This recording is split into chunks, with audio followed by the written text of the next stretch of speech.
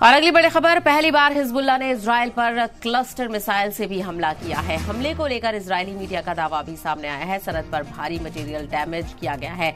इस बार अलग था हिजबुल्लाह का हमला। तो चौतरफा जंग में मुलविस नजर आ रहे हैं तमाम ममालिक और खास करके इजराइल, अमेरिका और ईरान इस वक्त आमने सामने है। ईरान की तरफ से लगातार वार्निंग भी जारी की जा रही है। तो दूसरी तरफ पहली बार हिजबुल्लाह ने भी इजराइल पर क्लस्टर मिसाइल दागी है।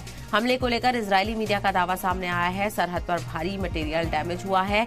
इस बार अलग था हिजबुल्लाह का हमला। तो हिजबुल्लाह के हमले को लेकर इजराइल की तरफ से भी बड़ा दावा। और बताते चले कि क्लस्टर मिसाइल का अब तक इस्तेमाल नहीं किया गया था और इस बार यानी पहली बार हिजबुल्लाह ने इजराइल पर क्लस्टर मिसाइल से हमला किया है, जो कि जदीद टेक्नोलॉजी से लैस मिसाइल है और अपने टारगेट को बखूबी हिट करना इस मिसाइल में इसकी खूबियां है। और हमले को लेकर इजरायली मीडिया ने भी ये दावा किया है।